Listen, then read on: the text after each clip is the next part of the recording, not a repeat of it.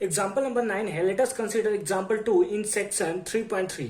इसके लिए आप पेज नंबर 42 पे जाओगे एनसीईआरटी के, तो आपको मिल जाएगा। सेम क्वेश्चन हमें देखने को मिल रहा है, ऐसे जाने की जरूरत नहीं है क्योंकि हमें यहाँ पे क्वेश्चन दिया है, that is the cost of 2 pencil and 3 eraser. 2 pencil और 3 इरेजर का कॉस्ट हमें दिया 9 rupees and the cost of 4 pencil and 6 eraser. 4 pencil और 6 इरेजर का कॉस्ट दिया है 8 रुपीज है। तो find the cost of each pencil and each eraser. तो हमें क्या फाइंड करना है, ईच पेंसिल और ईच इरेजर का कॉस्ट हमें फाइंड आउट करना है, यानी एक पेंसिल और एक इरेजर का कॉस्ट क्या होगा ये हमें फाइंड आउट करना है। ठीक है, तो इसको हम लोग किस मेथड के थ्रू करेंगे सर? तो ग्राफिकल मेथड, क्योंकि हमने देख लिया है। एक किसमें एग्जांपल्स आ रहा है तो सब्स्टिट्यूशन मेथड में आ रहा है। आप चाहो तो ग्राफिकल के भी थ्रू कर सकते हो, क्योंकि इसमें कहीं मेंशन नहीं किया हुआ है। अगर डायरेक्ट आपके पास इस टाइप का क्वेश्चन आएगा तो क्योंकि मेंशन किया हुआ है नहीं, तो आप एलिमिनेशन से कर सकते हो, सब्स्टिट्यूशन से कर सकते हो।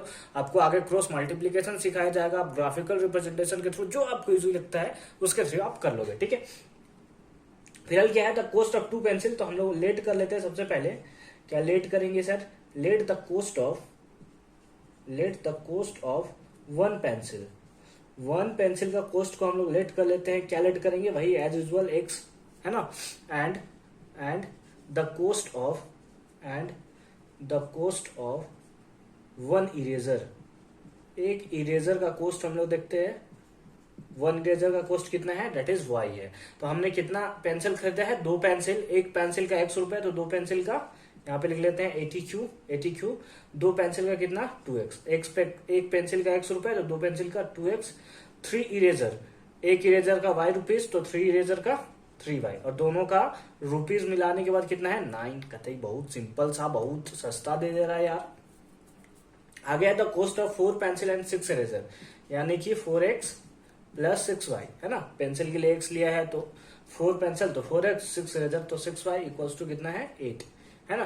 8 रुपीज हमें देखने को मिल रहा है। सॉरी, 8 रुपीज नहीं होगा, एक्चुअली में कितना होगा? 18 रुपीज, है ना। बाय मिस्टेक लिखा गया है, 18 रुपीज होगा। ठीक है, इसको आप अच्छे से कर लोगे, 18 रुपीज होगा। ठीक है, अब इसके बाद हमें क्या करना है? इसके बाद हमें सब्स्टिट्यूशन मेथड के थ्रू इसको सॉल्व करना है। तो चलिए किससे चले? फ्रॉम इक्वेशन फर्स्ट से हम लोग चलते हैं। तो यहां से हम लोग एक और इक्वेशन बनाते हैं, ऐसे ना मैंने आपको सॉल्व करने बताया है, इक्वल्स टू 9। ठीक है, तो हम लोग यहां से किसी एक वेरिएबल का वैल्यू निकालेंगे।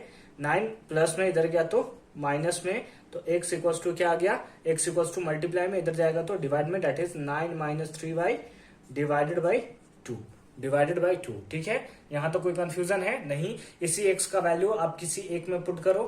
ठीक है, किसी एक में नहीं करना है, क्योंकि इससे इक्वेशन फर्स्ट से हमने लिया है तो हमें 1 में ही नहीं डायरेक्ट पुट कर देना है। ठीक है, इस x को वैल्यू को हम लोग यहीं पुट कर दिया, ऐसा नहीं करना है।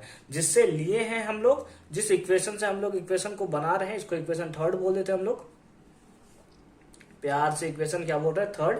तो जिस इक्वेशन से हम लोग लिए हैं उसके अपोजिट वाले इक्वेशन में हमें पुट करना है। तो किस में पुट करेंगे? 2 में। तो हम लोग लिखेंगे पुट x इन 2, है ना। Put the value of x in equation 2। Equation 2 में हम लोग पुट करते हैं। इक्वेशन 2 क्या है? 4 और x के प्लेस पे हमारे पास वैल्यू आया है, कितना आया है? 9 minus 3y divided by 2 plus 6y, लिख लिया plus 6y equals to 18। LCM ले लीजिए, एलसीएम छोड़ देते हैं अभी, 2 से कैंसिल हो जाएगा ना 2 टाइम्स में। 2 से मल्टीप्लाई करेंगे, 9 2 जा 18 प्लस माइनस 3 2 जा 6y plus 6y equals to 18।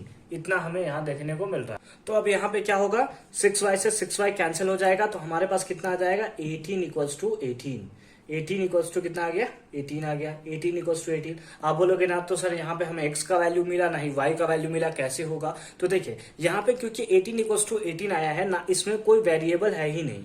क्या है? इसमें कोई वेरिएबल जो है वो प्रेजेंट ही नहीं है।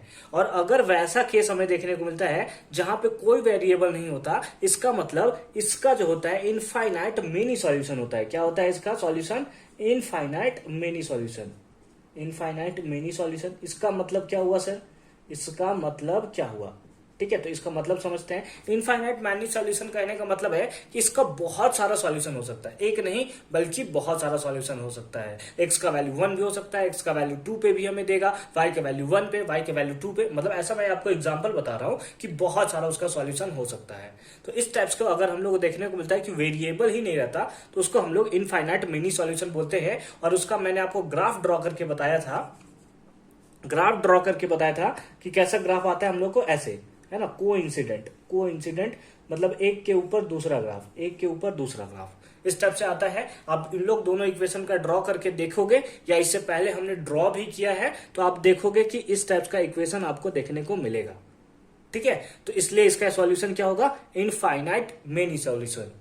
ठीक है, तो समझ में आया कैसे होगा इसका सॉल्यूशन। बस इसमें आपको लिख देना है 18 इक्वल्स टू 18 लिख देंगे, since there is no x and y, या फिर लिख सकते हैं there is no variable, it means that it has infinite many solution. क्या होगा, इसके पास इनफाइनाइट मेनी सॉल्यूशन होगा।